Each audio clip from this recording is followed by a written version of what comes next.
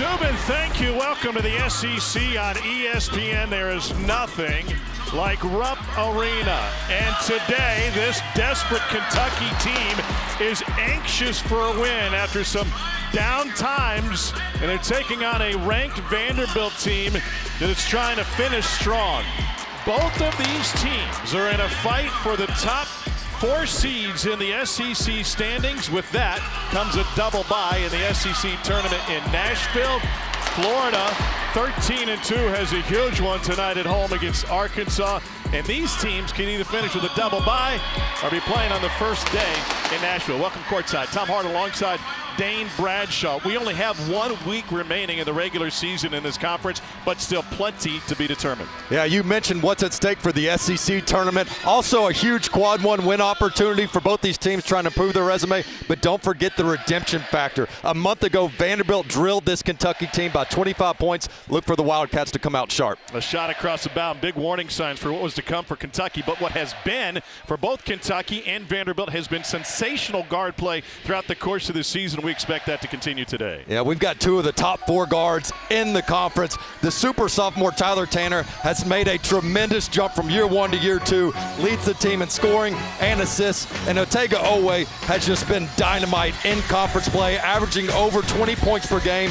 One of the best athletes you'll see in the country, especially when he gets ahead of steam and in transition.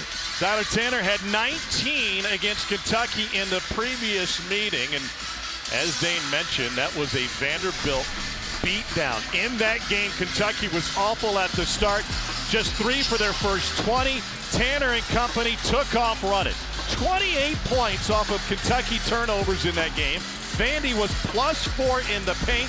They led by 28 early in the second half. And a blowout victory at home. That sent a message to the entire league that Vanderbilt, which started the season 16-0, was for real.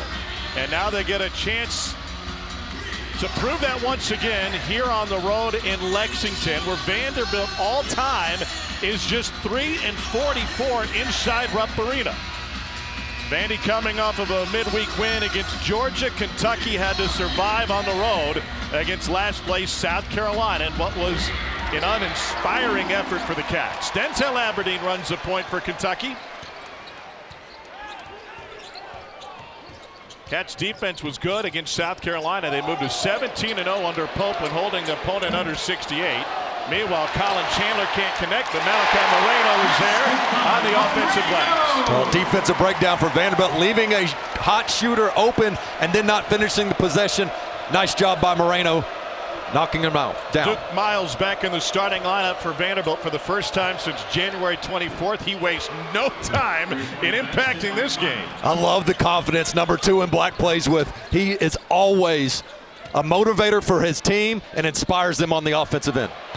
Here's a look at the starting 5 for Kentucky, including Yelovich, who finds Aberdeen. Back to Chandler in the corner, and he hits his second opportunity. He's one of the best in the league, 46% from deep in SEC play. Well, that's a short closeout by Miles. You have to know your personnel. Make 5 and white, put the ball on the deck.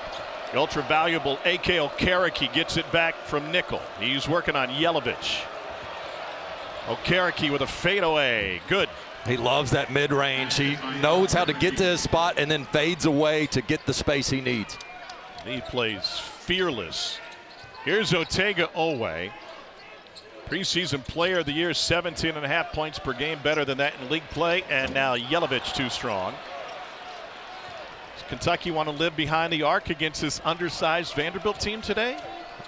They can, and they're capable of getting hot. You can't dare them to shoot threes or they will beat you from that spot. Another board for Moreno. Here's Chandler. Chandler was on a tear from deep, but he had a really poor second half in the loss against Auburn last week. He connects on this one. 2 threes in the first 2 minutes for Colin Chandler. And that starts with the paint touch by Aberdeen, who is growing before our eyes as one of the best point guards in the league. Stolen away by Owe. Buckle up.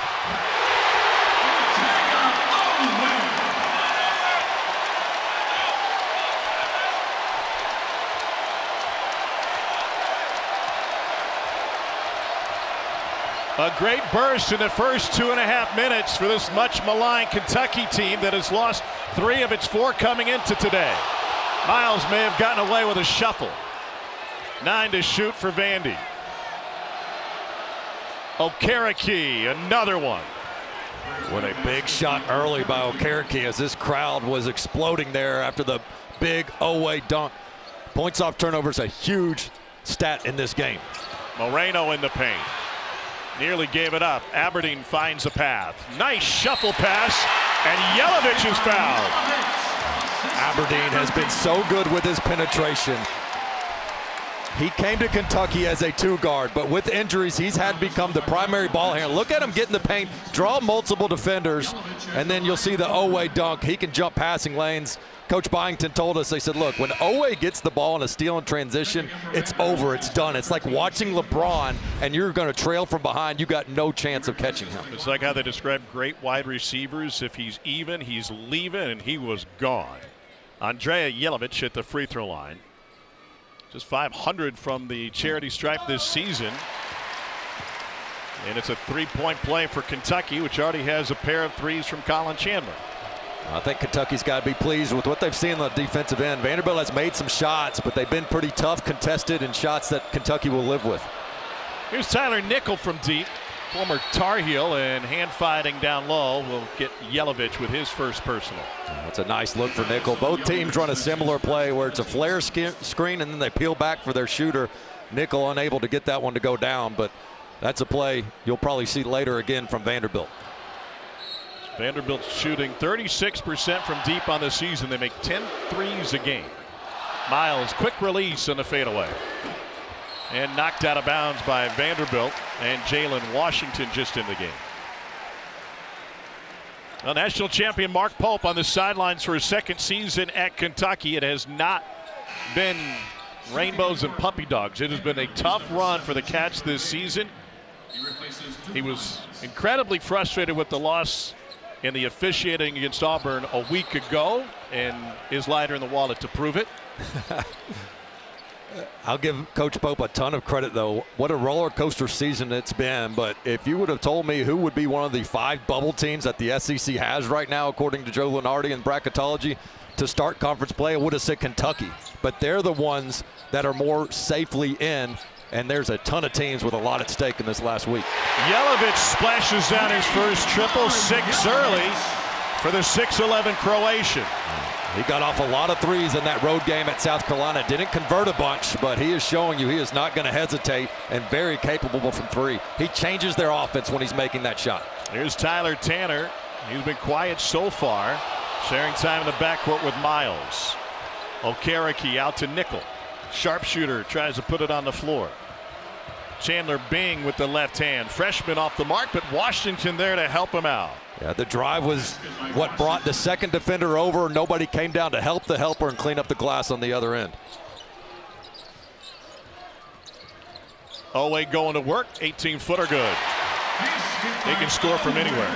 And he's got to be able to make that shot as teams try to sit on the penetration, both right hand and left hand. Tanner.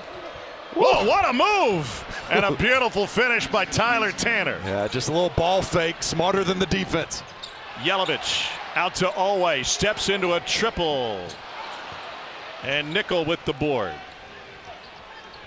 That last play by Tyler Tanner is just a glimpse of what he can do with the ball in his hand. He is a magician. Yeah, he's listed at 6 feet. I'm not buying it, but he is an incredible finisher. He's got great speed and pace and knows when to go into that extra gear. From deep. Moreno on another board. 6-point Kentucky advantage early. It's only the 2nd time in this series history that Vandy has been ranked in drop where Kentucky hasn't. But it's Kentucky that's delivering an early message.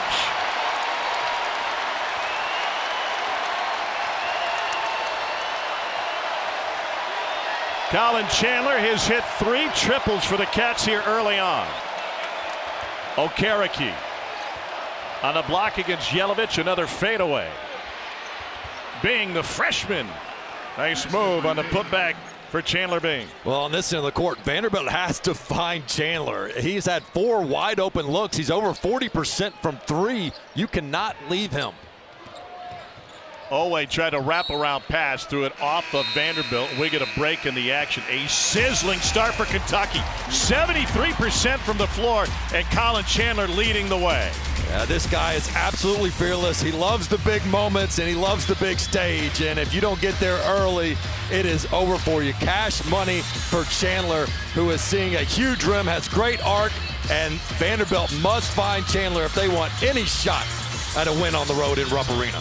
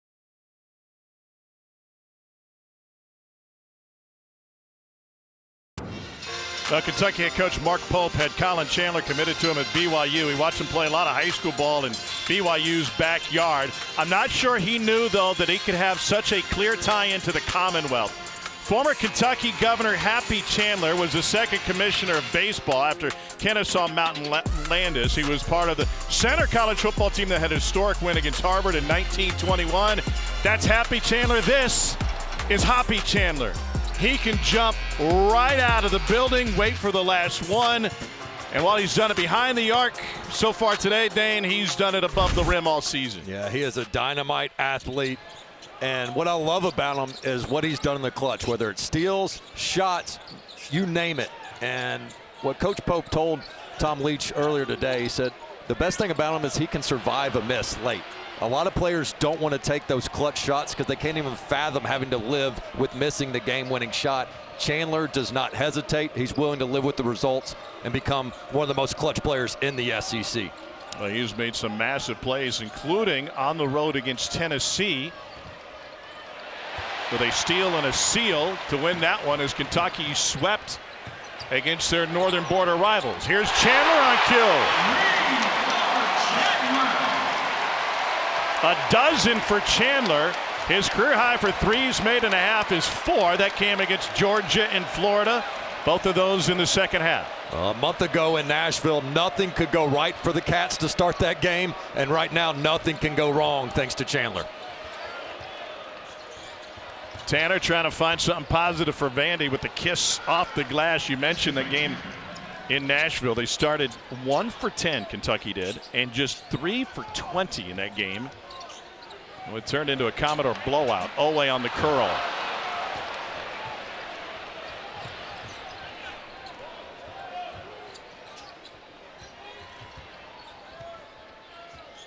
Tanner picked up by Mo Diabate, and now Garrison on the floor as well for the Cats.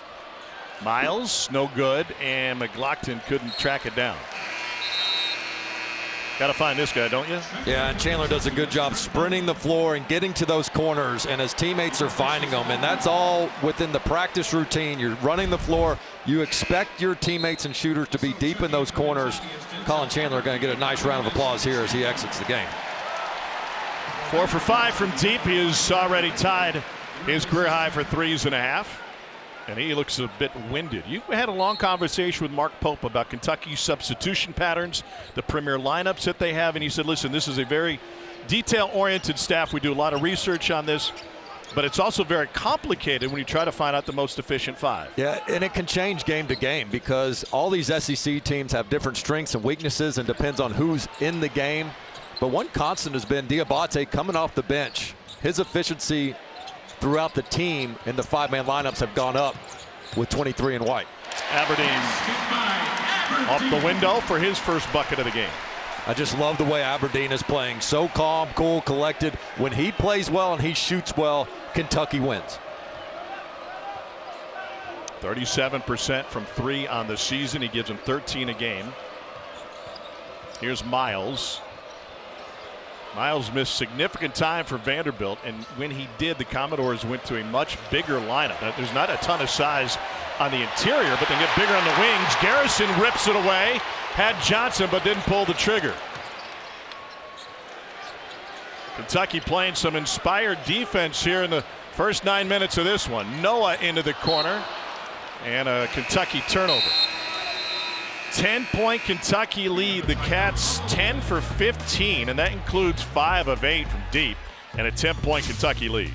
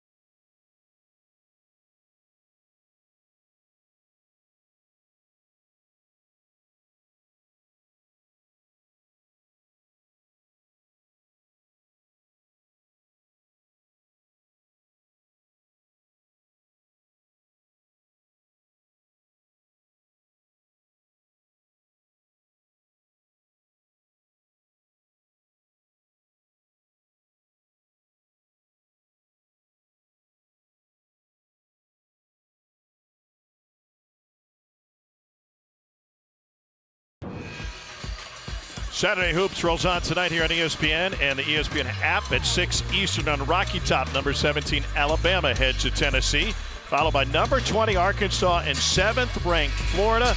We wrap up the night out in the West Coast Conference. 9th ranked Gonzaga takes on St. Mary's. Darius Acuff Jr., 8-time SEC Freshman of the Week for the Arkansas Razorbacks. It'll be a fun one tonight in the Swamp.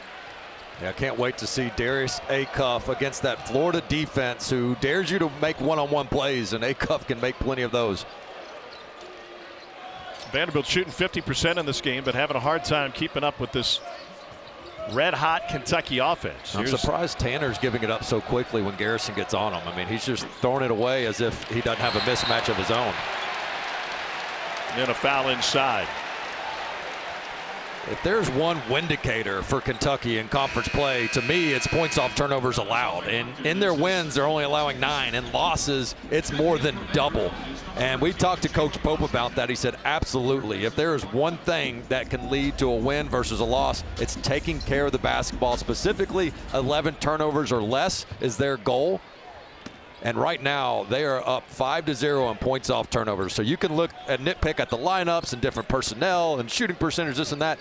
But for Kentucky to win consistently, they must take care of the ball first. Tied a season high with 15 turnovers in the Tuesday grind against South Carolina. That game was tied at 48 with 8:17 to play. Then the Cats went on a late run. Garrison nearly picks up a 5-second call. Good defense from Jalen Washington. Aberdeen has to hurry. And an air ball for Vanderbilt. That previous whistle was on Devin McLaughlin, his second personal. So they have to take out one of their key players here before we get midway through the first half. Yeah, McLaughlin, one of the bigs that can really stretch the court for Vanderbilt. When he's making shots, or Washington as well, all of a sudden the Vanderbilt offense becomes just next level with the amount of shooters they have on the perimeter. Way back on the floor for Kentucky. Let's see if Tyler Tanner, who has 4 of Vandy's 15 attempts here early, starts to take over. Went with the lob and went to the second row of the cheer squad. Rare turnover for Tanner, who's got a better than 2-to-1 assist to turnover ratio. Thought he had something there that just wasn't. He's one of the most improved players in the SEC. 18.5 points per game. He was hovering around a half dozen points per game as a freshman last year for Vanderbilt. This is Jasper Johnson and now Aberdeen. Owe and Moreno same side of the floor. 18-footer no good. Offensive rebound to Johnson's hands, and he finds Aberdeen for 3. Aberdeen's been hot, over 50% over the last 2 games. Yeah, the best time to get an open 3 is off an offensive rebound. Good job by Johnson, being patient, finding his shooter. Washington working on Moreno. Great defense by the freshman. And stolen away by Owe. Otega-Owe again. Timeout Vanderbilt. 3 turnovers in the last 3.5 minutes for the Commodores, and the Cats have made them pay. 7-0 Kentucky run.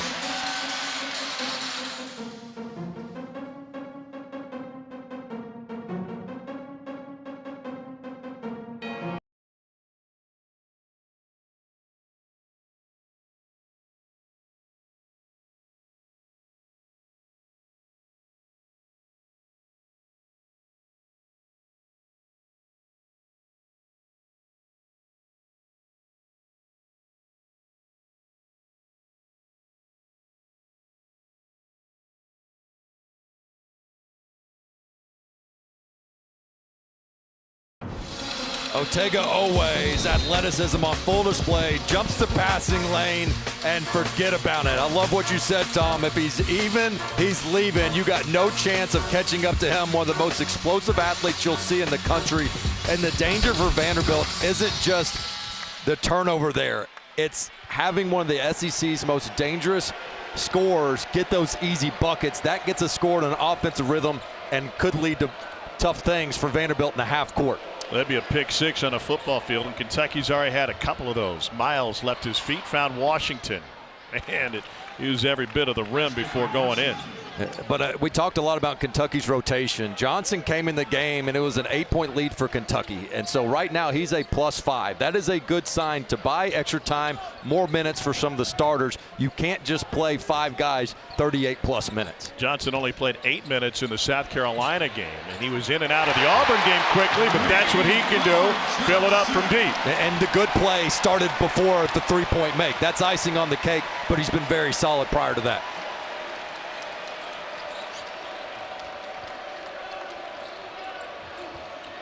Vanderbilt 8 of 16 from the floor, but Kentucky's shooting 68%. Miles, no. Moreno, physical, knocks the ball loose off of and out of the hands of Jalen Washington. This Kentucky team is playing inspired basketball here at home today. Rebounded by Washington.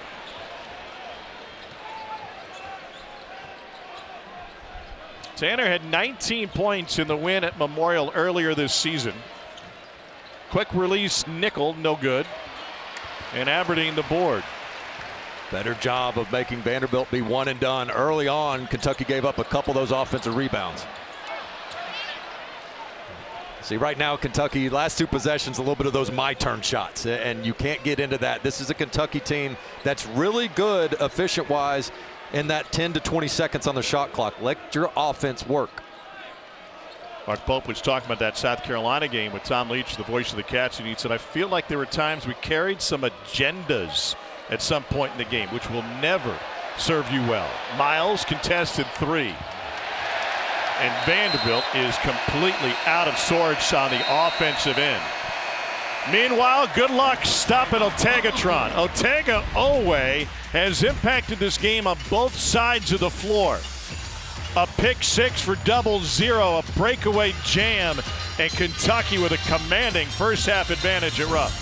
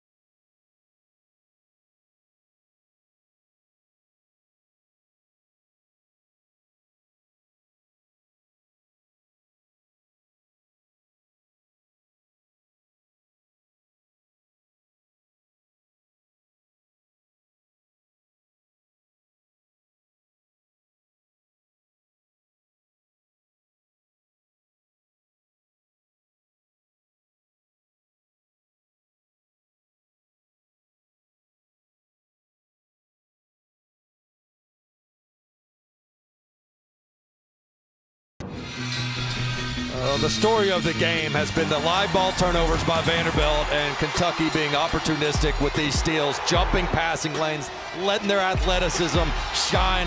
Nobody more than Otega Oweh after Chandler got it started from 3 and they got a good rhythm. Then their defense got into the rhythm with these steals. You see the difference in points off turnovers from the first meeting where they got dominated 20 points to this one where they have shut out Vanderbilt. And when we talked to Coach Byington for Vanderbilt, we talked about Kentucky's half court and ways they have to try to stop them. He goes, yep, but it really all starts in transition. Like, none of it matters if you can't limit your turnovers and find them in transition. So far, Vanderbilt has not passed the test.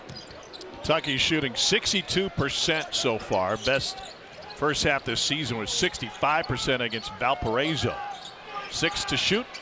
Always got size on him. Gives it up. Deflection by Nickel. Fadeaway 3, Aberdeen.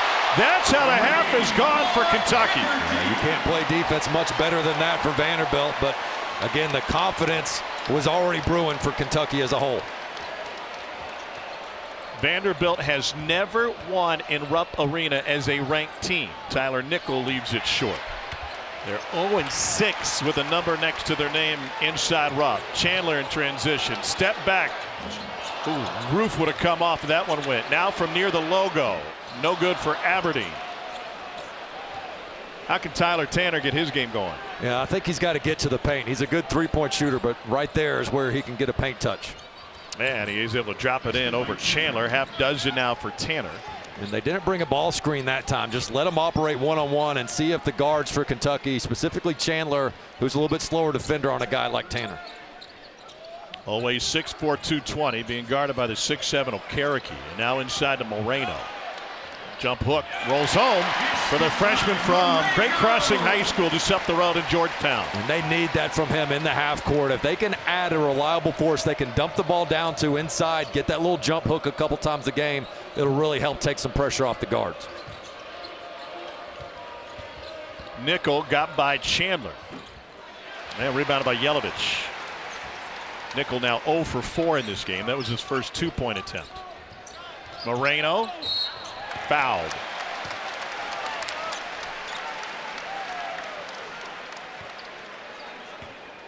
Well, Sunday morning on ESPN and the ESPN app, the Women's College Game Day crew will be at TCU at 11 Eastern to get you set for a big day of women's hoops. 12th ranked Duke and number 21 North Carolina get it started at noon. Then it's number 5 Vandy on the road to take on a struggling Tennessee team. The afternoon capped off with number 18 Baylor and number 11 TCU. Another one coming for Moreno.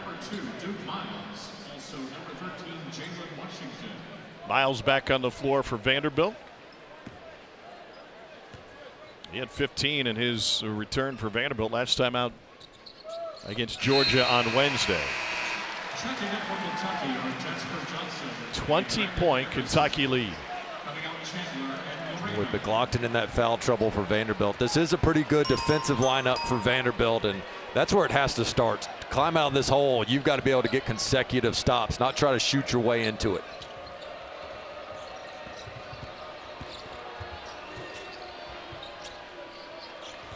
Okereke on Garrison.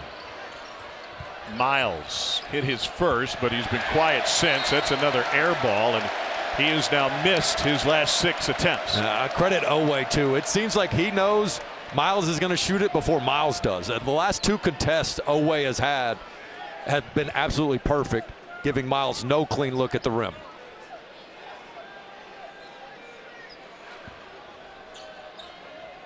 You surprised by this lead? A little bit, yeah, I am. You knew Kentucky would come out with their hair on fire and be ready to play, try to get that redemption opportunity, a great crowd. But I think Vanderbilt full strength now with Miles back in. A little bit stunned they've been so rusty. Aberdeen from the lane logo, and Okereke has the rebound.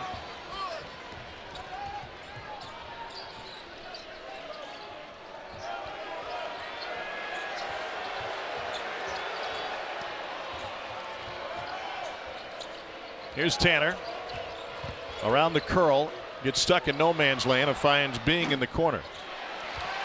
I will say Vanderbilt has had some clean looks there. Nickel, Bing, They have just not been able to knock any down. 2 of 11 from 3 so far in this one. Lob to Garrison. And he lost it on his way up. Here comes Duke Miles, 6th year in college basketball. And he gives it up, and a nice finish by A.K. Okereke. Okereke, really a glue guy for this Vanderbilt team. Does so much on the defensive end, offensively. He can be a primary ball handler for you, whatever you need. Mouse in the house. And it's a small layup, but that's a big one for Garrison. He's really struggled around the rim. I think he needed to see one go in, especially down low.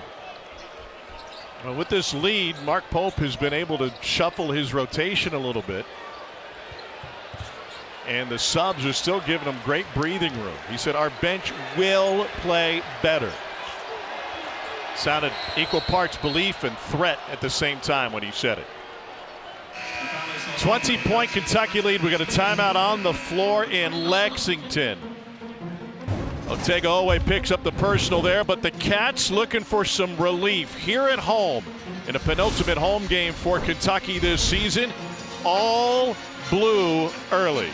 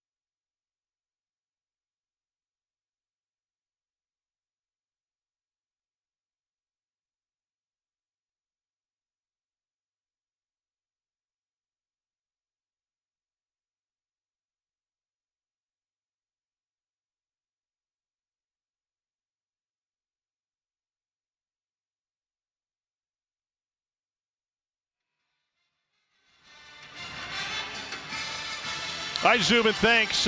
Coach Crean is onto something here because this is a Vanderbilt team in non-conference play that played with up-tempo. They pressed 94 feet. That was when they were fully healthy in the backcourt. That included Frankie Collins, who hasn't played since mid-December. Now they've been better and more efficient when things have moved at a slower pace, although today has been a bit messy. Well, and having Miles back in the lineup, they've got two fast guards as he gets a bucket there.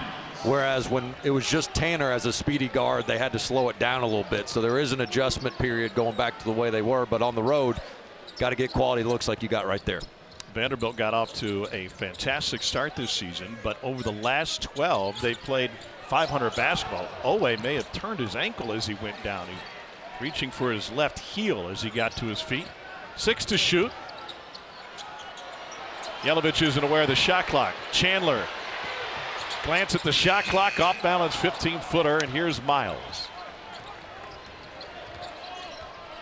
See what kind of run Vandy has. What a beautiful feed from Miles, and nice positioning by Jalen Washington's got a half dozen. You called it. Miles knew that was going to be open before the opening was even there. A great read and set play by Coach Byington. Kentucky had a 20-point lead at 42-22. Previous largest lead in a conference game this season was just 11. That came against Oklahoma. Owe challenged 3. Yeah, that's the wrong guy to try to shoot over the top of. When you got that length on you, try to drive Okereke, but 10 can contest and he can move his feet.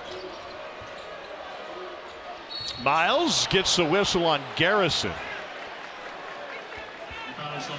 Take a look back at that Miles dime on the ball screen. He's going to get the roll here and just whips it around. He really can't even see Washington. He just knew that's where the play design was going, and once he had 2 guys on the ball, he knew somebody was going to be open, and he picked the right path.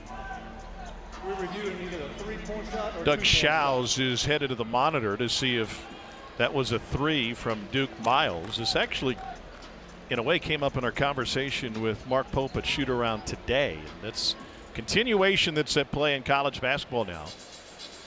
And heady players taking advantage of a whistle on a regular foul then to turn it into a shooting foul.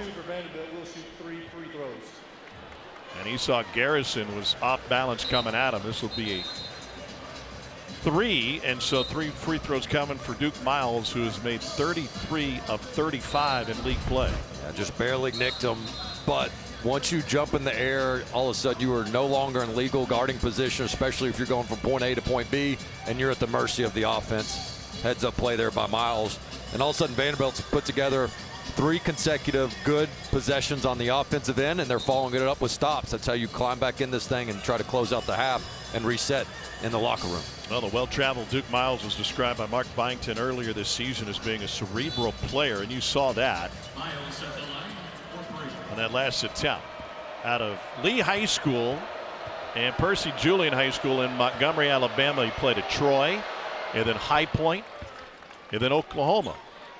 And he was committed to 3 different teams when he was in the portal. First Virginia, then Texas A&M, and finally ends up at Vanderbilt.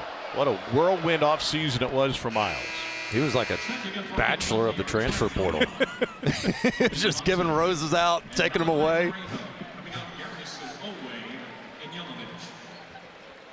You know, but at High Point, he was a key feature. I think that was a big part of it. Was like, hey, he knew that he could play in a certain role, but he also had the confidence to bet on himself, say, hey, look, I can be a lead scoring guard, and he's found a home here at Vanderbilt. 18 points a game at High Point. And Vandy on a 7-0 run over the last 3 minutes.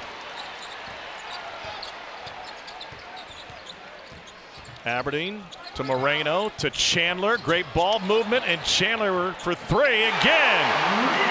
And a glance back at the Vanderbilt bench after that one. Not afraid to talk a little trash. It's a 15-point first half for Chandler. And Moreno rips it off the rim.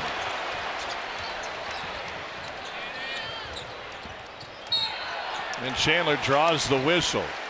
They'll get Okereke for that one. Well, this is all about ball watching, and a mistake by Duke Miles. You're on a shooter, and keep an eye on Miles. He's going to stare at the ball. As soon as Moreno gets it, he's staring at the ball. He does not see man and ball, staring, and says, oh my gosh, I just left Chandler, who does a great job being patient, pump fakes the defender who was closing out with undisciplined footwork, and gets another open look. But a lot of that's on Vanderbilt. You just got to see man and ball and understand where the red-hot shooter is. What a half for Chandler. We had the Auburn game where he turned it over 5 times in the second half. Moreno gets whistled for the illegal screen, his first. And it's a nice bounce back game for Chandler. Utah Gatorade Player of the Year in 23, coming out of high school, then 2 years on an LDS mission. We're putting a uniform back on last season for Kentucky. Miles tried to thread the needle again. And the ball trickles over the end line. It'll be Kentucky basketball. Chandler ended up picking up the floor burn to earn the possession, and a standing ovation inside Rupp Arena for the effort from Colin Chandler. Oh, if there was ever a culture clip you want to play in the locker room for your team, it's that right there. Everybody else staring at the ball, and where's Chandler come from? He beats everyone to it, flies in there, knowing he probably can't get it, but gets the deflection and gets a big turnover for Kentucky. You mentioned earlier that Mark Pope described him as having the ability of forgetting about bad plays, and can apply that to forgetting about that bad second half at Auburn a week ago. Here's Mo Diabate, and he draws the foul, and Okereke took a shot to the forehead on that. A contested shot for Diabate, but I like his shot selection better when he's penetrating from the wing or the side where he can get a bounce. When he's trying to post up and it just becomes a black hole down there shooting over taller defenders, it's usually not a good outcome. But when he can drive left, he's a much better threat offensively. Mohamed Diabate from Queens, New York, transferred in from Alabama. Takes a deep breath. He was up earlier than most this morning because during Ramadan he has to get all the nutrients he can before sunrise. The fast lasts from dawn to sunset. It's not just food, it's also water. Imagine coming out for shoot around earlier this morning and then playing in a high-level college basketball game and fasting with no water. In fact, for the Alabama game, he was able to break his fast on the way to the game on the bus and was scarfing down pasta and salmon less than 2 hours before tip-off. Whether he's been fed or not, he's a guy you want in late games. He's come up with some huge offensive rebounds if this game is close and late, but Vanderbilt's got some work to do if they want any of that. Tanner gives it up. Here's Okereke. Shot clock off. 3 to play. Okereke wanted a whistle, and he got it. Maybe a hair delayed, but it'll be the first personal on Denzel Aberdeen. Vanderbilt looking to build on something late in the half. And Okereke can make this shot, but Kentucky has shown that they are okay letting him take these. And he's such a great story. Went to Cornell as a student. He wanted to play basketball there, and the Cornell coaching staff said, hey, look, we've recruited you, but if you really want to play basketball, go somewhere else. And he came there anyway, hung around the team, eventually got a tryout. If you look at the freshman picture of his freshman season, he doesn't even have a profile picture. He's not pictured on the roster, and now he's a top player for a top 25 team in the SEC. Chandler. Well, wouldn't that have been a magical end to a first half? Get a high five from Goose Gibbons on your way off the court. You've done something right, and he did a lot. Career high in the first half, 15 points on 5 threes. And Kentucky with a dominating performance. He'll take a 15-point lead into the break. Plenty to talk about. Let's get you back to the studio and the law firm of Mahenti, Keats, and Crean to walk you through everything. Gentlemen, all yours.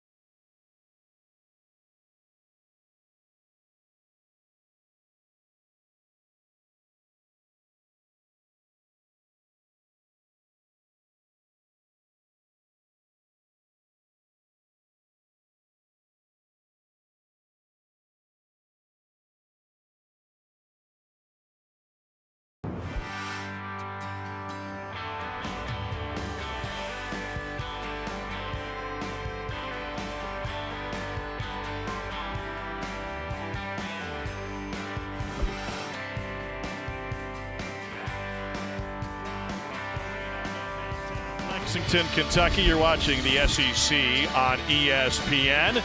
Winningest program in college basketball history has been off to a stampede today, and it got off to a fantastic start as Captain Harold Barber was on the court for our national anthem. Thank you, sir, for your service and to all who serve. Kentucky, 15-point lead as we get ready to start the second half. Welcome back. Courtside, Tom Hart alongside Dane Bradshaw. A scintillating start for this Kentucky offense, which was looking for some rhythm. They found it with Colin Chandler. Yeah, he got them off to a red-hot start. He got this crowd into it early, and he sprinted in transition. They got paint touches. They found the shooter. Some short closeouts at times by Vanderbilt, and you just can't leave him open. But it wasn't just that. This was the play of the half right here for Colin Chandler. Getting to the loose ball first, getting the deflection. That got the crowd even more amped up. And then Vanderbilt came in this game tops in conference play at turning people over. They got a little bit of taste of their own medicine. Otega-Oweh jumping passing lanes, getting those easy buckets, and winning that critical points off turnover margin that Kentucky has to fix if they want to be an elite team. Chandler from deep. I didn't know if we're inside rough or at the Bath County meat showers. 5 for 7 from behind the arc. What a start to this game for Chandler. Well, he loses Nickel on the screen, and announcer Jinx gets him. Tyler Nickel's first bucket comes from point-blank range. Yeah, confusion there as Nickel just came around that double screen. This is a Vanderbilt team that does have some spurt ability. They're top 25 in the country at 10-0 runs. They've had 24 on the season. They could certainly use one here. Got off to a 16-0 start this season. One of the best starts in school history. Chandler gets tied up off of the knee of McLaughlin and out of bounds. 6 seconds on the shot clock. Let's see what they have drawn up. Vandy worked on this a lot in shoot-around last night. Oweh collects the lob and is able to finish. Well, good set play there by Kentucky, and good find. You always want one of your best passers to take the ball out. They found Oweh there.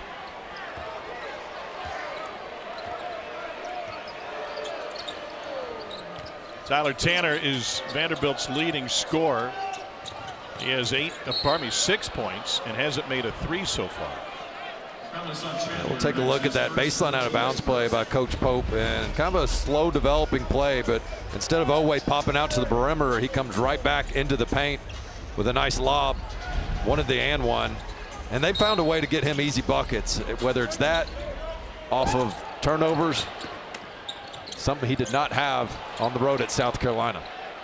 Tanner picked up by Moreno. Attacks the big and gives it out to Nickel. In and out for Nickel. Yelovich the board. I think Tanner can shoot some of those. He's gotten the 5-man on him several times in this game, and I think he's bailing out the defender. I want to see him keep the ball in his hands and shoot that mid-range. Well, he's so good at the rim, but his efficiency drops by about 25 percentage points from the rim to 4 to 8 feet. Chandler on Okereke. 6 on the shot clock. Here's Aberdeen. He's thrown in a couple of late shot clock threes already. Moreno had the hand on the rebound. It will go out of bounds and stay with Kentucky. Well, one of the adjustments you see from Vanderbilt to start this second half is number 10 in black, Okereke, is going to have the assignment. He can switch on Chandler or Oweh, and so there's times where he's on Oweh, and then they'll also say, hey, we can switch this on the guard side to make sure you always have length on Chandler. Oweh. And McLaughlin finally collects this one. Vandy trails by 15, looking for a surge. It's Duke Miles for 3. Yeah, you can't just let them walk right into it. In the first half, they contested threes really well, did Kentucky, and that one, Miles saw a clean rim and made them pay. Vandy picking up full court pressure now. Tanner on Aberdeen.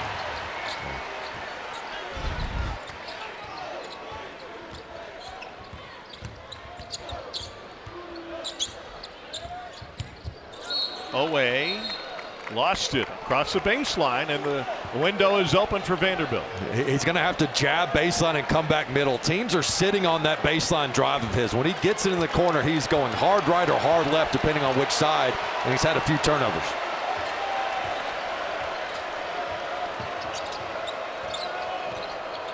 Lead hasn't been down to single digits since the 13:06 mark of the first half. Boy, that would have been a big one. Yeah. It's back when it was 24-16. Aberdeen got by Okereke, got the whistle, and he'll be shooting two.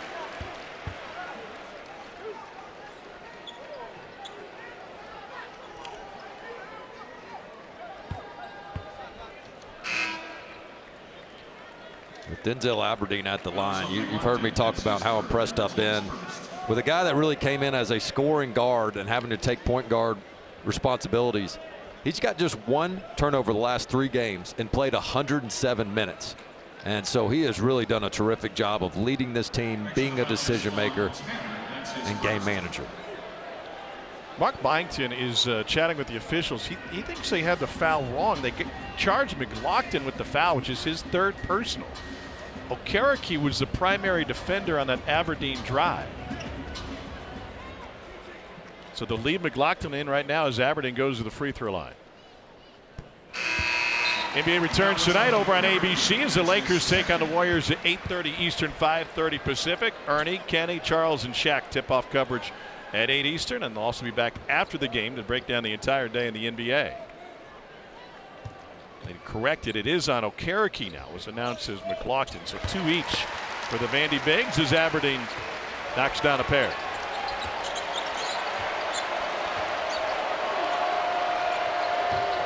Well, they're physical. Hard screen that time. Noah fought through it, and he fights through to pick up Nickel. Here's McLaughlin. Handoff Nickel. Corner 3. Back iron. And rebounded by Noah. You wouldn't know it based on how he shot tonight, but Nickel, one of the premier 3-point shooters, and if Vanderbilt is going to be able to steal one, he's got to get hot. Yeah, but he is 20 points better from the right side of the floor versus the left side. And he has not made a 3 yet tonight, 0 for 5, and now Tyler Nickel picks up his first personal. Senior from Harrisonburg, Virginia. He was recruited by Mark Byington when Byington was head coach at James Madison. Nickel was a top recruit. Mark was telling me before the game today, he said, as soon as I got on campus, I extended a scholarship offer to Tyler, knowing he was out of our reach at JMU. He ended up going to North Carolina and then Virginia Tech, and his scoring has blossomed this season. First player from East Rockingham High School to go D1, making him proud. He's got to have a short memory, though. You got to have amnesia right now as a shooter. Stolen away by Yelovich. And then Tanner rips it right back. Well, he just did a little dribble drill on that, too. He just tapped it away, kept that dribble low, gets it right back. Tanner so quick. Miles hesitated, coming around the curl to McLaughlin for 3. He can shoot it from there, but he's missed his last couple. And Vanderbilt as a team is just 3 for 16 from behind the arc. And McLaughlin trying to fight around the post up, commits his 3rd. They're getting some frustration as Vanderbilt, not seeing the ball go in. And it's human nature, but it's really hard. You got to make sure you don't allow your offensive lack of success to dictate your defensive intensity and discipline. And that's the challenge right now for Vanderbilt after a really frustrating afternoon so far on the offensive side. Compare Vandy's struggles from deep to Kentucky's success. 9 for 17 from 3 for the Cats.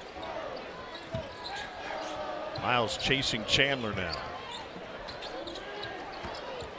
Aberdeen for 3. Got it. And Coach Byington said that's what you can't let Aberdeen do, is let him just walk into threes and go under ball screens. You got to extend up if you're going to switch. Leads back to 19. What a turnaround from Vandy's dismantling of Kentucky and Memorial last month, and now Okereke with a triple. He's made 6 of his last 9 from 3.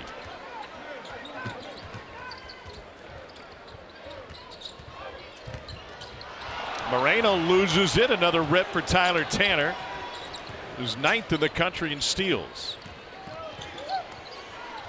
And Nichols' 12-footer goes home. See if that can get him going, but Kentucky inconsistent taking care of the ball, especially their 5 men. They've got to be able to handle the ball and value it because so much offense runs through the 5 men at the top of the key. Nickel had 19 in the matchup in Nashville's West End. Different story this afternoon. Mark Pope takes a timeout with the Cats up 14.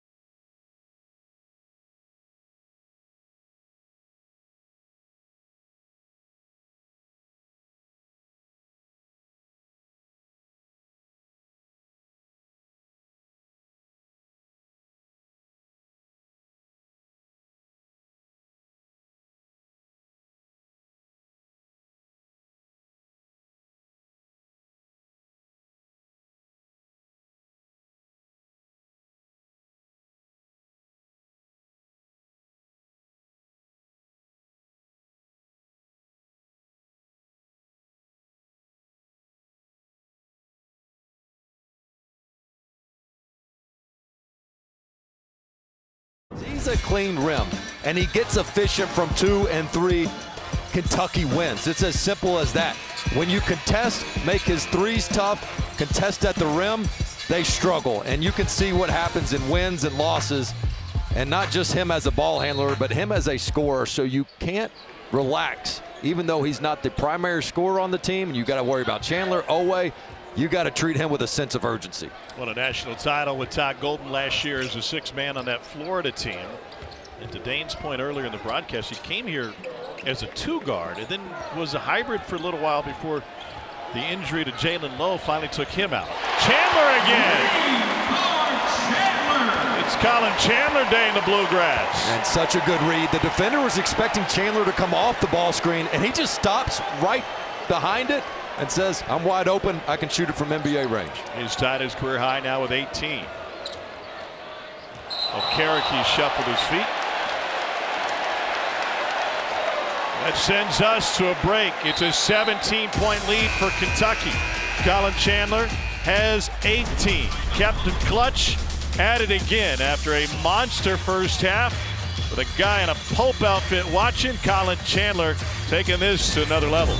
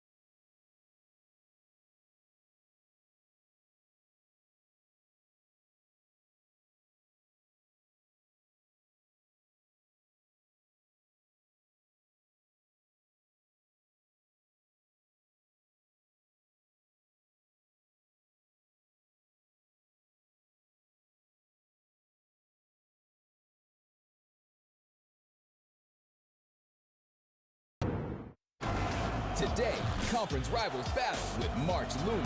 First, a Big 12 revenge game.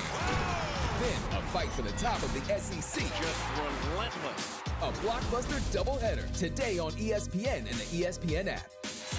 Kansas and Arizona coming to a 4 o'clock Eastern, followed by Arkansas at Florida. Florida leading the SEC, a chance to grab a share of the regular season title and try to slow down Darius Acuff Jr. Yeah, he's on his way to being the SEC Player of the Year as a freshman. Everybody talks about defense travels. Well, so does taking care of the ball. Arkansas has the lowest turnover rate in the country. Really curious to see, though. Florida leads the country, or excuse me, leads the conference in allowing the least amount of assists per game. So can you make my goodness! They're going to wave it off. They say Chandler kicked out his foot to try and draw the foul. It's the only time the home crowd's been unhappy today. Second personal on Chandler. They'll re-inbound it. There goes in to Tanner. Everything was good there. It came with the right foot that came out after the release. I would argue that's part of Chandler's normal shooting motion. Didn't get a great look at it there if he extended it even further.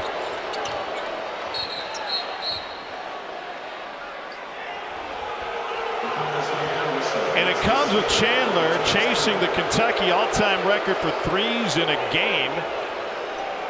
That would have been his 7th. Jody Meeks had 10 in the 54-point against A&M. I do think he extended a little bit further than he normally does. And a Vandy turnover. The Rupp Arena record is 9 by our buddy Tony Delk. That came against TCU in 1996. That dude rocked. 17-point lead for Kentucky. Very rarely do you see that called on the offensive side. It's become a player safety issue. We see a lot of defenders getting into the landing spot that is called on a regular basis against jump shooters. Yeah, after seeing that angle of the replay, I think they got it right. Here's Diabate, and foul on his way to the rim.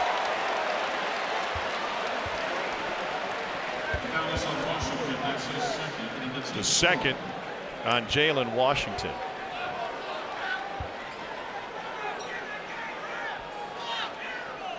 And so it says Mo Diabate to the free throw line.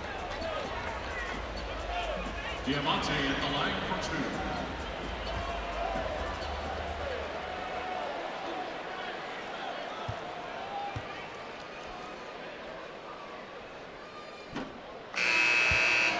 He is 1 for 3 at the free throw line today. I think Kentucky's done a really good job of weathering the storm as Vanderbilt was coming out with a lot of aggression, trying to cut in this lead, made some plays, and Kentucky has had a really good response.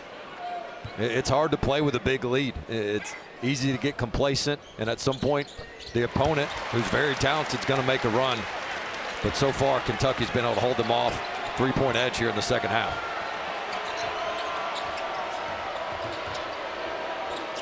Nickel, quick release. Got it. Well, that's hand down, man down. Chandler should know that. He sees the same thing. If somebody closes out with their hands down, he's letting it fly. Nickel showed him.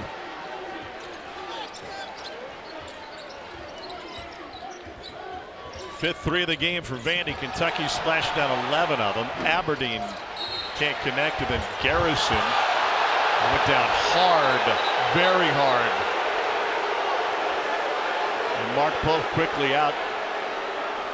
Pull his players back and check on Garrison, who's holding his face. They just showed the replay in the building. And Mark Pope is all over the officials. He wants an ejection on this play. Blocked in with the left arm to the face of Garrison. The previous action is under review. At the very least, it's a 4th on Devin McLaughlin. Yeah, Man, that looks violent. Yeah, that's an F1 for sure. And if it's extreme or severe, it can be elevated to an F2.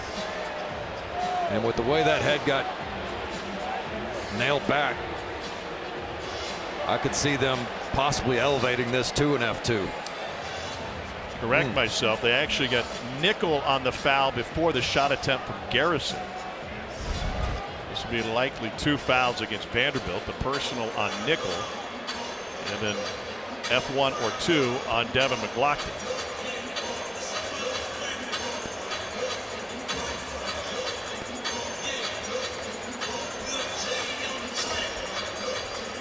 I was impressed after that type of contact. Usually you see teams getting into each other's face a little bit more. Teams stay pretty separated and calm on that. I'm not sure if half the guys out there even saw what happened, because Mark Pope certainly did, and he came off the bench to come make his point crystal clear.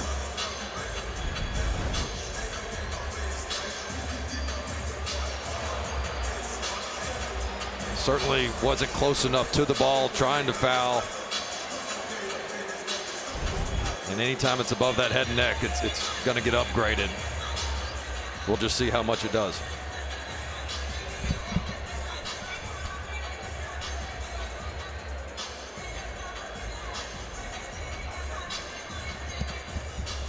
Well, because the foul occurred prior to that, they're treating it as a dead ball technical foul, as opposed to elevated to an F1 or F2. So still get the technical. After review, we have a common foul on Vanderbilt number 5, but also, in addition to that, we also have a dead ball contact technical foul on Vanderbilt number 99. Kentucky will shoot 2 free throws and receive the ball on the baseline. Doug Shaw's like an elementary school teacher. Let me finish. Just let me finish.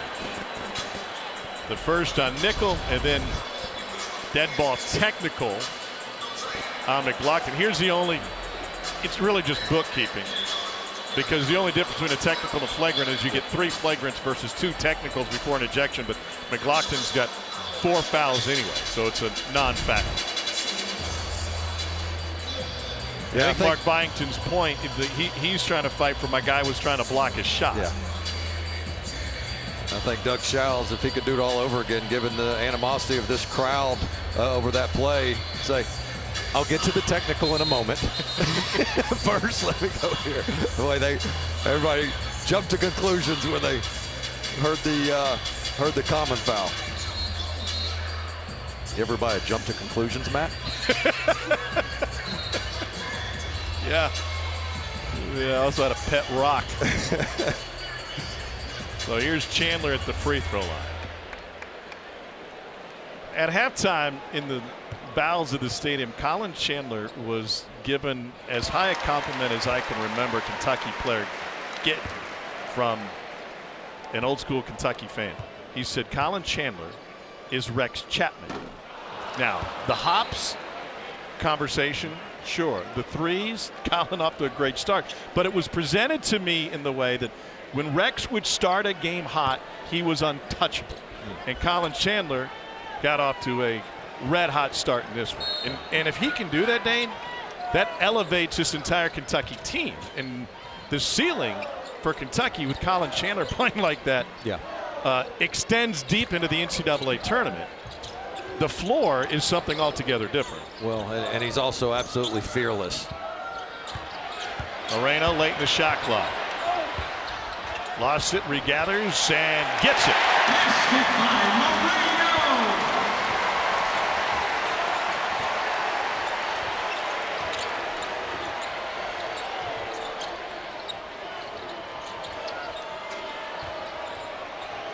Here's Tyler Tanner. Spins and banks it in. That's what he can do so well, but that's his first bucket of the second half.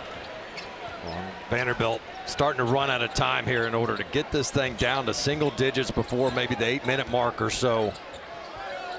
But this is a Kentucky team that can be patient. They are at their best percentage-wise in this 10 to 20 seconds on the shot clock. The lower it gets, the less efficient they are.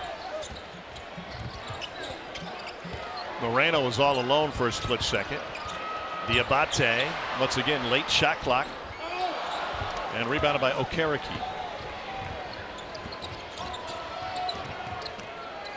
Okereke can run some point. He did that in the A&M game when Tanner was in foul trouble.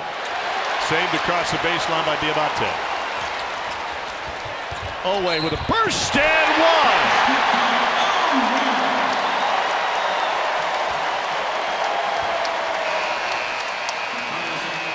That dude can go.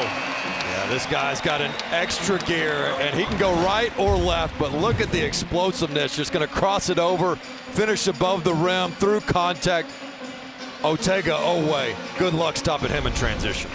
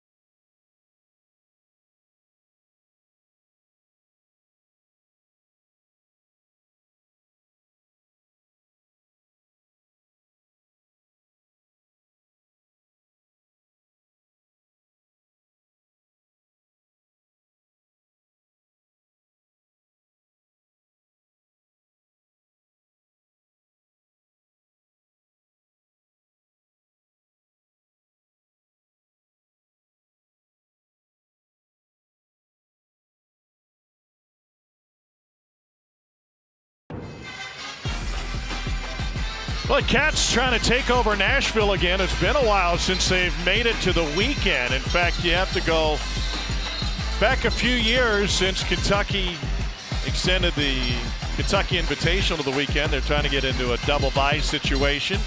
They have a tiebreaker over Tennessee. They swept the Volunteers, so that would be a big advantage for Kentucky in a race for the top 4 spots. Here's what's left. Vandy goes to Ole Miss. It's a 3 straight on the road for Vandy. Remember, they swapped the Ole Miss dates because of the big ice storm in Oxford last month. Kentucky will be at A&M on Tuesday night on ESPN, and they close with Florida here for Senior Day. And if Kentucky can hang on here, a quad 1 win, which is a big measuring stick for the selection committee, and then 2 more quad 1 opportunities. So again, the resiliency of this team with the injuries they've had, and no point guard, no center. Cam Williams, kind of your hybrid Swiss Army knife, he's not available. It's just been really impressive. Miles spins on Chandler, comes up with a steal. Johnson back to Chandler. He wanted to pull, didn't he? Nice back cut. Oh, he wanted to deliver a hammer. Got fouled by Okereke, and it'll be the 4th on A.K. Okereke. If he got that one, they were going to have to create an IPA called the Hoppy Chandler for this one, because my goodness, you get that one over Okereke. He has been a highlight reel at times.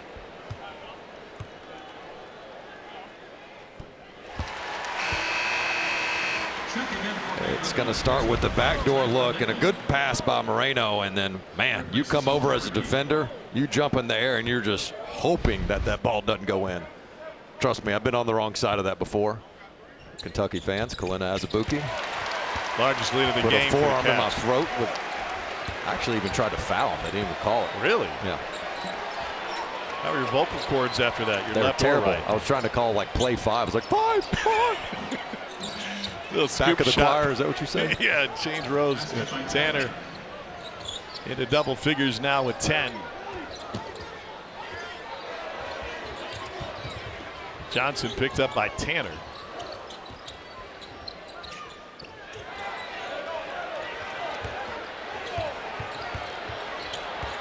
Moreno pulling a Barkley. Diabate on the glass and foul. That's what Diabate can do, is the offensive rebound opportunities there. And they didn't quite get the deep paint touch that they wanted from Moreno with the positioning. But if they're not going to bring a double team, it's just interesting to see that Mark Pope is okay with that isolation play. And it can just be another added piece to this Kentucky half-court offense.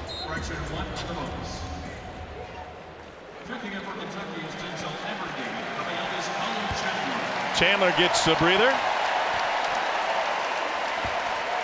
That guy plays with a ton of heart, so it's not just the three-point shooting, but I've always said, I mean, you want to endear yourself to a fan base. Play with the effort and energy that the fans would play with if they were ever blessed with the opportunity to wear this jersey, and I think that's what endears Chandler to this fan base so much. 6 for 8 from deep and 21 points, a career high for Colin Chandler. Diabate.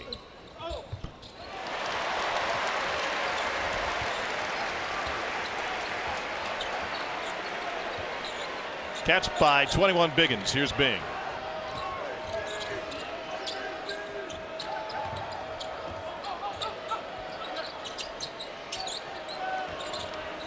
Miles gives it up to Nickel. Out to Chandler Bing. He has never seen friends. Back to Bing, and Miss Chandler Bong with the jam. Well, they've got about 4 ball reversals. Good patience by Vanderbilt. Even though you're down, trusting your offense. This Kentucky team has been really good in their half-court defense. Vanderbilt gets one there, though. Did you ever watch Friends? No, I really didn't. I wish I could play along a little bit better, but well, it's all you. Moreno lost it, and Tanner ends up on his back. I was too busy watching mature shows like South Park and Family Guy. That's where your sense of humor comes from. That's why we get along so well.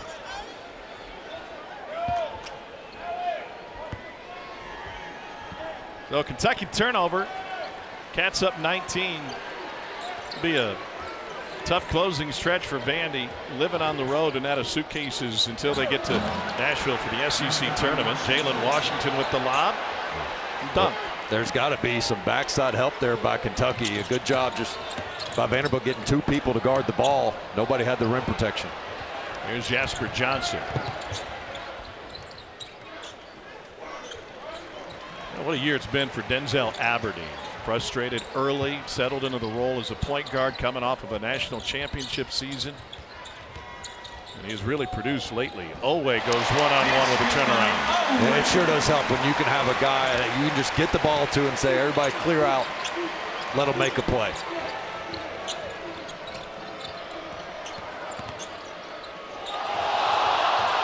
Everybody in the building saw a walk. Tyler Tanner saw an opportunity. Now he's got a dozen. Diabate not picked up, and Tanner with the foul.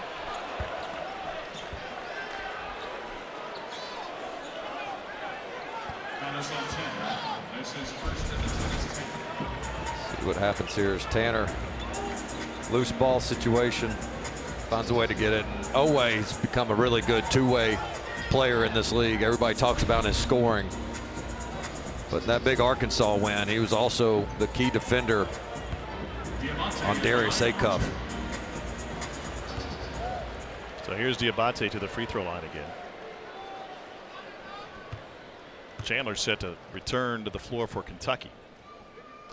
Yeah, we were talking with Mark Byington and shoot around inside Rupp Arena last night. This is his second time as a head coach inside Rupp. They were here last year, and he reminded us, he said, it's not my first time. I've been here a few times, though. In fact, he was an assistant to the great Bobby Cremins at College of Charleston. They came up here years ago, and he said, we were in the game in the first half, go to a timeout, and I grabbed Bobby, who's a big film buff and a big Hollywood fan, and I said, Coach, I think we need to get out of the zone and go to man. And Cremins was distracted. And he said, yeah, Mark, why don't you take the huddle? I said, what? He goes, you take the huddle. And he couldn't figure out why Bobby Cremins was distracted, and he looks out, and as a big Hollywood fan and film buff, he noticed that they were honoring Ashley Judd during the timeout, and Bobby Cremins wanted to take part and get eyes on the ceremony instead of worrying about the timeout. Yeah, he joined the standing ovation. Here's Bing. And Aberdeen whistled for the foul inside. Entire family honored. That is a great story. Think of that as an assistant. He said, look, big movie buff, as you mentioned. He goes, also a little bit of ADD. Both on full display. He's got Cremins' nephew, John Cremins, on his staff. He's also got Tom Izzo's nephew on the staff. Has had him there for a while back to JMU time. 73-54, Kentucky leading. When we return, we'll talk about the time Candace Parker dunked on Dane. The previous action.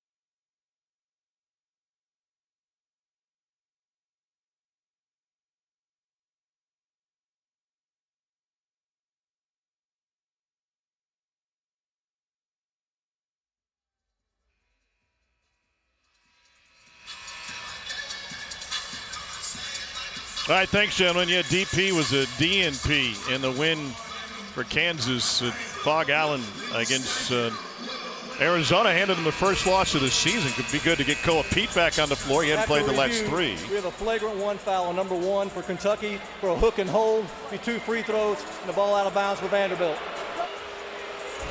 Here's a look at it. Thought this was the right call. You're going to see Aberdeen really clamp. First he gets his hand in there, clamps down, and that is a classic hook and hold. So Jalen Washington at the free throw line. Senior from Gary, Indiana, out of Westside High School.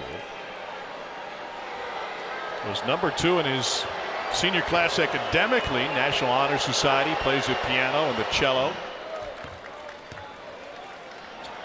Went on to North Carolina 3 seasons with the Tar Heels. North Carolina's got Virginia Tech tonight. Tar Heels undefeated in the Dean Smith Center this season, 16-0. Vanderbilt's made 4 of their last 5, and they get to the free throw line. They've just got to find a way to follow up scores with a stop. Washington going to work on Olway. And that one was above the rim. Yeah, I think they got the goaltend there. Good job recognizing the mismatch, and Kentucky did not come help down Olway down low. Looked like Garrison got his hand on it. Yeah. So here's the full court pressure for Vandy, trapping for the first time. Kentucky solves it easily. Diabate!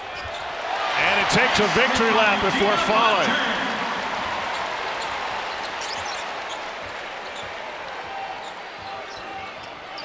First field goal today for Diabate.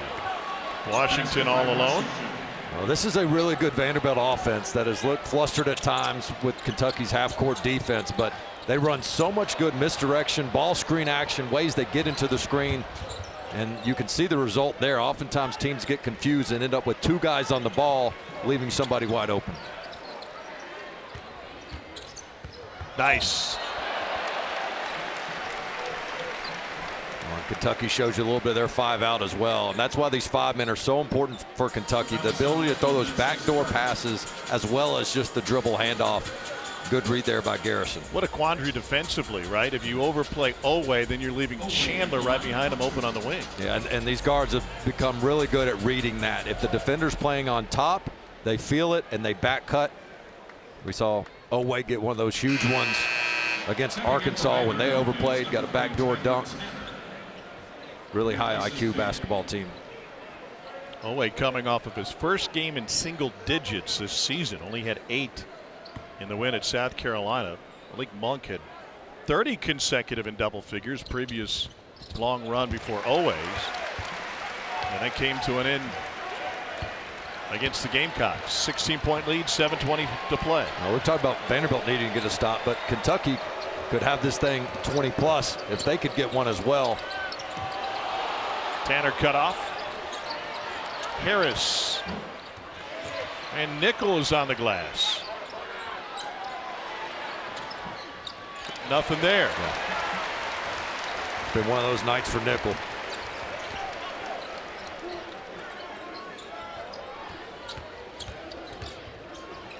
Oh, that's tough. And Aberdeen finishes. He keeps the defender in jail, keeps him on his back, then navigates the big, and then just does a low crossover, get all the way to the rim.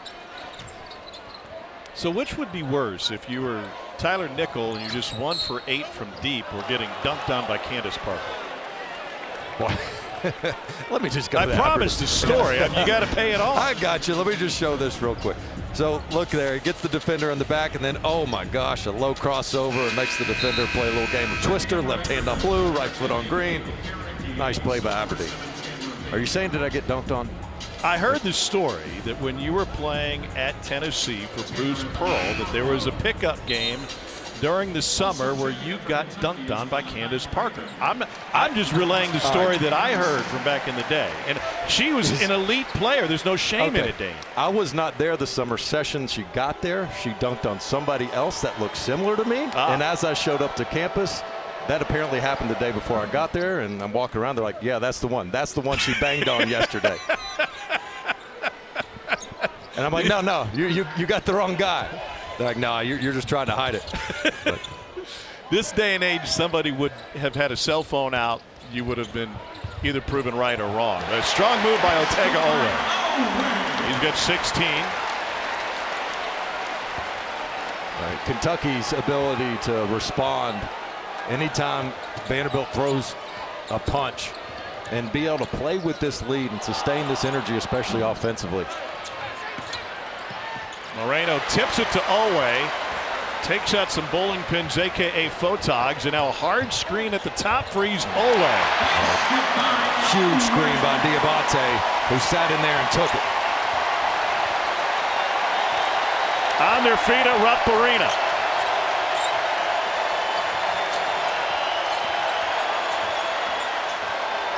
Chandler trying to muscle Bing and commits the foul. Oweh at a really efficient 18 points on 8 of 14.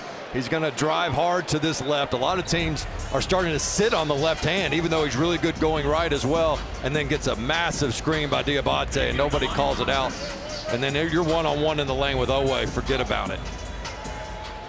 He can miss some bunnies at times, but when you compare him to the top guards in the SEC, he's right up there with Acuff and Philon at getting to the rim and finishing above 70%.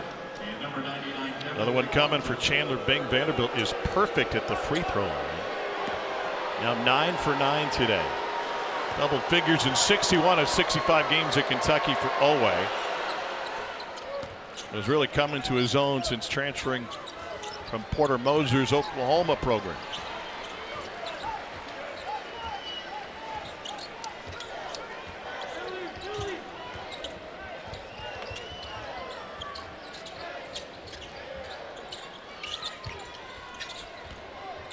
Chandler, man of the hour.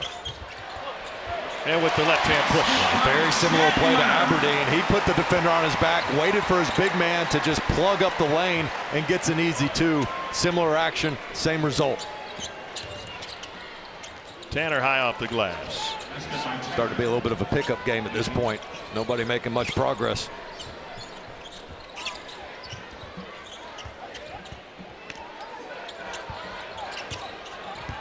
Moreno. Old school.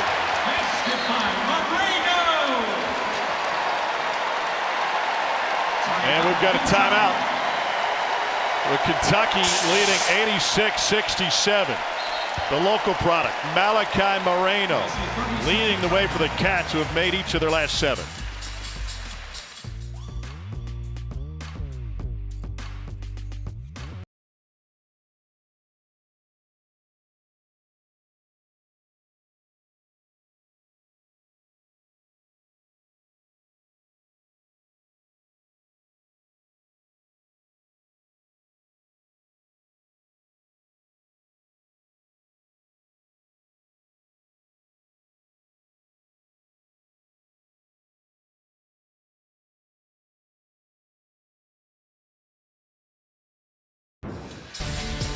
SEC Women's Tournament begins Wednesday in Greenville, South Carolina. SEC Network will have all of the first and second round games as well as the late quarter games. First round coverage begins at 10:30 a.m. Eastern with the SEC Now crew. Ran into women's basketball royalty before the game today. Debbie Antonelli in the building. She's headed over to Louisville to call their game tomorrow. The Kentucky women have South Carolina at historical Memorial Coliseum on campus tomorrow. Debbie Antonelli, unbelievable charity. 24 hours straight of shooting free throws, raising a ton of money. Does it every summer. Was it 2,400, I believe, she made in a 24-hour span? The kids can say, what'd your mom do yesterday? Can your kids ask that question a lot? Yeah, I think so. Good hustle by Moreno, whose great crossing team won last night against Franklin County. They advanced to play in the 11th regional this week. They'll take on, try to move on to the final 16 here at Rupp. Here's Oweh. Nifty move by Otega-Oweh. I I think you got to sit on his left hand. Yes, he's a right-handed guy, and typically you say don't let him go right. But this guy loves to get downhill going left.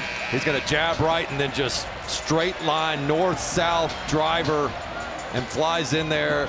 And there's a lot of talk about, hey, play off 2 feet, play off 2. But these dynamite athletes such as Owe that are so explosive, you really, if you can get an edge, go fly in there off 1. And that's different now because of the change to the block charge rule a year ago where guys aren't able to slide over and take charges. You're not going to have those collisions anymore like you used to, and it really benefits the better athletes that can jump off 1 and be quick to the rim. By the way, great crossing would take on Richmond Model. Here's Tanner for 3.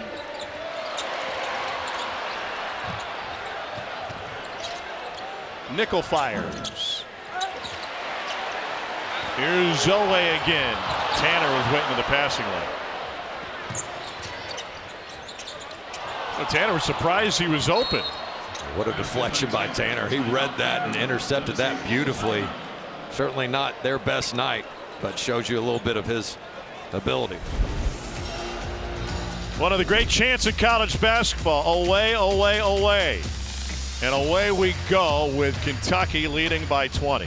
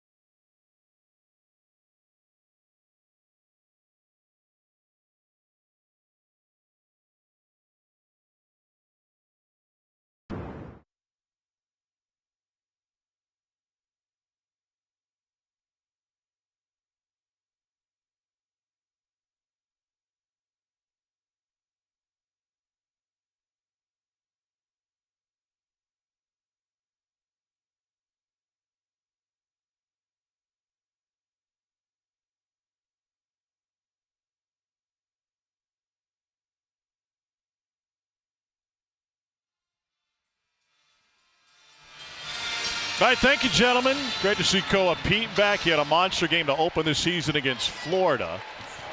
Here's our game summary. Vandy has tied its largest deficit of the season by being behind by 20 a couple of times tonight. And Kentucky has flipped the script on the points off turnovers. Plus 11 in that category this afternoon. I'm Dane Bradshaw, our fantastic crew here in Lexington. Kentucky will go on the road to Texas A&M on Tuesday night, and then close at home with the Florida Gators on Saturday. And they have everything really out in front of them right now, as unpredictable as this season and this group has been. Again, if you had asked me in January which of the SEC teams would be on the bubble, I would have said probably Kentucky. But they have played their way well above that, looking like a tournament team, picking up another big quad one win to add to their resume. And when you look at the eye test, based on how they're playing right now in front of us, boy, this is a confident ball club. Second three this half for Nickel. Mark Story, the Lexington Herald leader, had a column this week where he said that the next month is really going to determine what Mark Pope's coaching career looks like here at his alma mater. And it starts today. That is an offensive foul going against Diabate with the push-up. But you have this, you have the SEC tournament, and with the win here tonight, and then if they get one at A&M, now all of a sudden you're looking much better in terms of the seeding and positioning, trying to avoid the first day of the SEC tournament, and then of course the postseason, the big dance.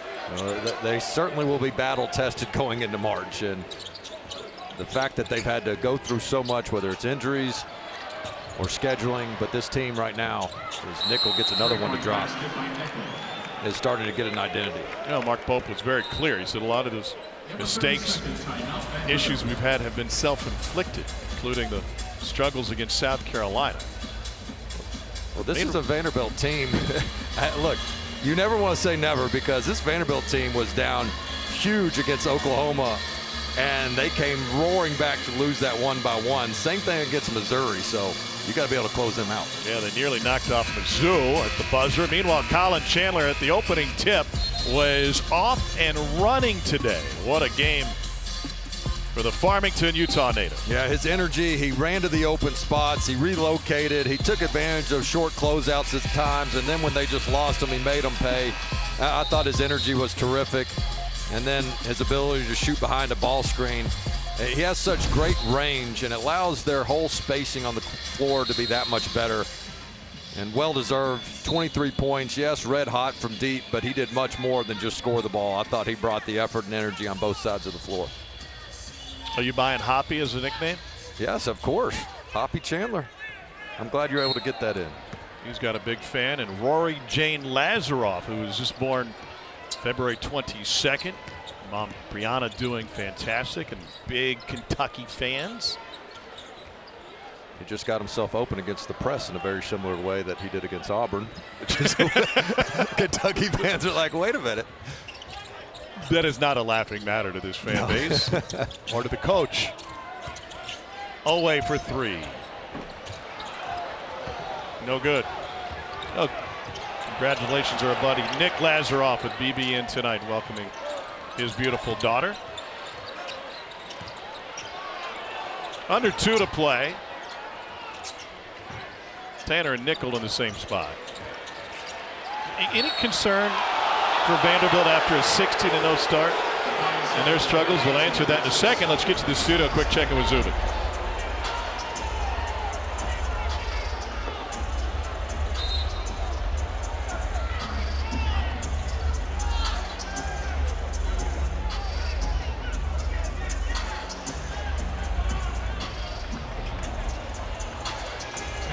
All right, Zubin, thanks. Arizona can clinch a share of the Big 12 with the win today. Against a Kansas team which handed them their first loss back on February 9th. In and out for Tanner. How's your view of this Vanderbilt team changed this year over the last 13 games, including today? For Vanderbilt, it doesn't really change. I think this was more about Kentucky and them showing the fight that you want in a rematch opportunity. You knew it was going to be personal on the home floor after Vanderbilt beat them by 25 in Nashville. This is a Commodore team that I still feel like has a Sweet 16 run in them. Ole draws the whistle. His 12, 20-point game in 16 conference games this season. And that is the 5th for McLaughlin. Ole working on a 21-point game, going to the free throw line. I think the biggest thing Coach Byington and his staff are going to say is, hey guys, look, we were off from 3, 7 of 27, but forget that. I mean, we gave up 60% from the field, and that's the controllables that they're going to look back on the film and say, we're not going to beat anybody on the rest of our schedule, and we'll be one and done in the tournament if we can't become a better defensive team than we've shown this afternoon. So for Mark Byington's team at Ole Miss, a game that was originally scheduled to be at Memorial, but they had to flip due to the ice storms that shut down the entire Ole Miss campus. And they go on the road to Rocky Top a week from today.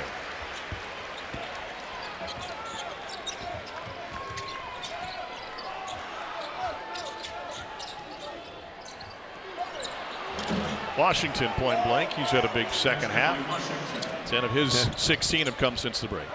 And that was their ram screen action. We asked Coach Byington about it. He goes, yeah, I originally got that from Anthony Grant when he was at VCU. That's why they call it ram. It took him a second. He's like, where did I steal that from? Oh, yeah, Anthony Grant.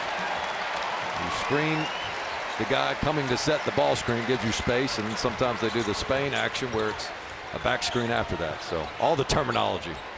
Emptying the bucket here late. Shot clock buzzer beater off the rim. Washington the rebound.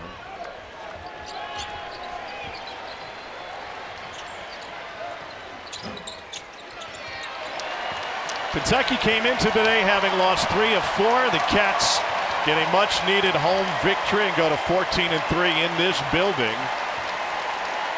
With still one more home game to come. That's next week against the reigning national champions.